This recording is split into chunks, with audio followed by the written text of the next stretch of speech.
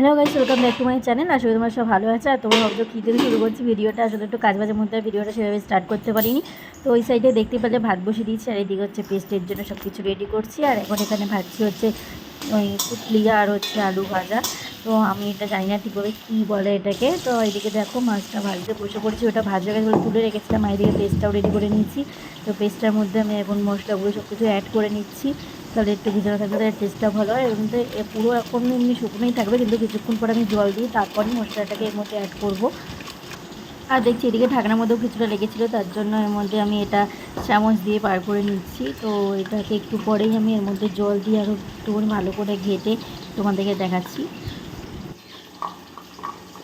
আর এদিকে দেখো আমার পেস্টটা রেডিও হয়ে গেছে, আর ওইদিকে মাছটা ভাজা হচ্ছে। এদিকে তো রান্নাবান্না সব কমপ্লিট হয়ে গেছে। এদিকে বাটিটার মধ্যে জল ভরে আনলো, এবার জলগুলো ভরে নেবো যতক্ষণে, তো ফ্রিজে ঢুকাতে লাগবে। আর এদিকে রান্নাবান্না আজকে ভাত হচ্ছে, মাছের ঝোল হবে, আর হচ্ছে কী বলে কুদলি না কি, ওই কুদলি দিয়ে আলু দিয়ে ভাজা, ওটা করেছি। আর এদিকে দেখলাম মাছগুলো ভাজা ভাজা হয়েই গেছে অনেকটা, তাই একটুখানি উল্টে পাল্টে দিচ্ছি মাছগুলোকে।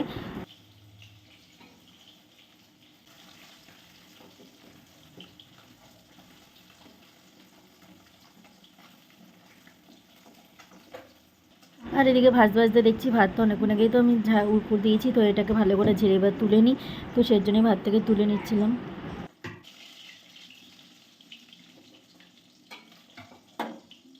তো আগে আমি শুকনো লঙ্কা আমি একটা গোটা চিড়ে ভেজে নিয়েছি। তো ওইটা আমি তখন ক্যামেরাটা অফ করে রেখেছিলাম বলে আমার এটা অ্যাড করা হয়নি, আসলে তখন বুঝতে পারিনি যে আমার ক্যামেরাটা অফ হয়ে গেছিলো।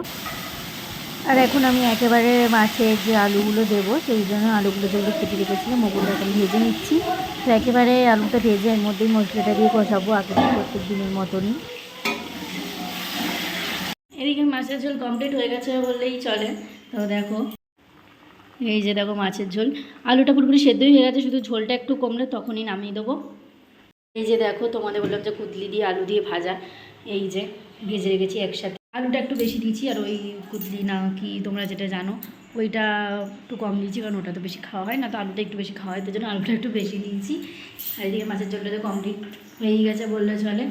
তো নামিয়ে দেবো কিছুক্ষণ পরে, একটু ঝোলটা আর একটু কমুক, কারণ বেশি ঝোল মানে খাইও না, আর বেকার নষ্ট হয়, ফেলাই যায়। তো একদিন ঝোলটা একটু কমলেও টেস্টটা আলাদার মতো, টেস্টটা আরও ভালো লাগে। এদিকে জলের বোতলগুলো ভরে সব ফ্রিজে ঢোকানো হয়েও গেছে। আর এইদিকে বাসনগুলো সব ধুয়ে এনে রেখে দিয়েছি, সব মাঝে মাঝে শুধু কড়াইটা মাজলেই হয়ে যাবে। মা আবার এই কচু এনেছে, এই কি বলে দুধ কচু না কি কচু, ওইটা বাটা হবে। আমি জানি না কি ওইদিকে করে, ওটা আমার শাশুড়ি করবে, আমি করবো না।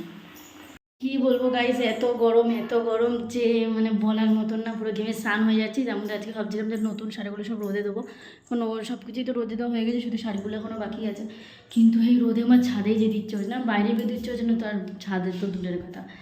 আর এখন রান্নাবান্না তো হয়ে গেছে, চলো তোমাদের ব্যাক ক্যামেরা দেখাচ্ছি, আমি খেতে বসেছি। চলো হয়ে গেছে, খেয়ে নিই। তারপর এখনও রান্নাঘরটা মোছা হয়নি, বাসন মাছগুলো তো সব মাজাই হয়ে গেছে, কিন্তু এখনও কী বলবো, বিশাল গরম, মুখ চোখ দেখি বোঝা যাচ্ছে, পুরো ঘেমে স্নান হয়ে গেছি। আর এদিকে বিছনা তোলা পুরো কমপ্লিট, দেখো বিছনা পুরো তোলা হয়ে গেছে, বড়ো কাজ বেরিয়ে গেছে, আর কোনো চিন্তা নেই।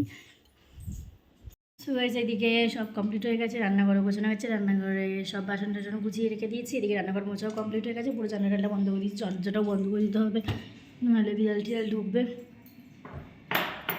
বিড়াল ঢুকে গেলে আমার শ্বশুর বক বক করবে। 3টে মতন জলের বোতল খালি আছে, তো 3টে ভরে নিই। এই তো সব কাজ তো কমপ্লিট হয়েই গেছে, আর কোনো কাজই বাকি নেই। ছাদে কয়েকটা জামা কাপড় আছে, ওটা তুলতে যেতে ইচ্ছাই করছে না, কিন্তু না গেলেও হবে না, পরে অনেক অনেক কিছু হবে, নাহলে জামা কাপড়গুলো তুলতেই হবে। মেন কথা ছাদে তো রোদ থাকে, সেজন্য যেতে ইচ্ছে হচ্ছে না। তার দিয়েও বড়ো কথা হচ্ছে ছাদে উঠতে গেলে না হাঁপিয়ে যাই আমি, পেটে ব্যথা উঠে যায়, নাহলে পা ব্যথা হয়ে যায়, একবার উঠলেও তবু পেটে ব্যথা উঠে যায়। সব হাফ হাফ খেয়ে খেয়ে রেখে দিয়েছে, একটা বোতল পুরো খালি হয় না। এদিকে রান্নাগুলো তুলে নিয়ে আসলাম, এবার ভাজ করে ঢুকিয়ে রাখি। ফোনটাতে চার্জ নেই, একটু চার্জ দিন, এবার বলে যায় না কখন কারেন্ট চলে যেতে পারে।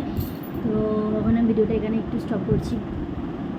গাইস, এদিকে সব জামা কাপড় রোদে দিয়েছিলাম, এখন রোদ থেকে গিয়ে তুলে নিয়ে আসলাম। রোদে দিয়েছিলাম তো 11:15 সময়, আর এই এখন বাজে হচ্ছে 12:25, তখন গিয়ে তুলে নিয়ে আসলাম। বিশাল জামা কাপড় ছিল, একটা গাঁটটি করে ভেবেছিলাম নিয়ে টেনে টেনে সিঁড়ি থেকে নিয়ে চলে আসবো, কিন্তু ওর আনতে পারিনি। আগে কয়েকটা জামা কাপড় নিয়ে আসতে হয়েছে, তারপর বাদ বাকি গাঁটটি ধরে নিয়ে আসতে হয়েছে। হাঁপিয়ে গেছি, দেখেই বুঝতে পারছো। তো এবার ব্যাক ক্যামেরায় দেখাই চলো। তো এখানে তো ভর্তি আছেই, আবার এখানে বুঝতে পারবে না, এর মধ্যে পুরো গাঁটটি করা বলে ভালো করে বুঝতে পারবে না যে কি কি আছে, কিন্তু অনেক জামা কাপড়ের মধ্যে বিশাল ভারী হয়েছে। জামা কাপড়গুলো তো গুছিয়ে টুছিয়ে রেখে তারপরে গা হাত পাটা ধুয়ে আসলাম, কারণ পুরো ঘেমে স্নান হয়ে গেছিলাম, যা গরম পড়েছিল মানে বলার মতন না। তো এদিকে আলমারি গুছানো পুরো কমপ্লিট হয়ে গেছে, এদিকে ওয়ার্ড্রপের সব কিছুই রোদে দিয়ে কমপ্লিট হয়ে গেছে। তো যদি ভিডিওটা ভালো লাগে তাহলে অবশ্যই লাইক কমেন্ট শেয়ার করতে ভুলো না, আর আমার চ্যানেলে যদি নতুন হয়ে থাকে তাহলে অবশ্যই সাবস্ক্রাইব করে দিও। তো চলো টাটা, দেখা হচ্ছে নেক্সট ভিডিওতে।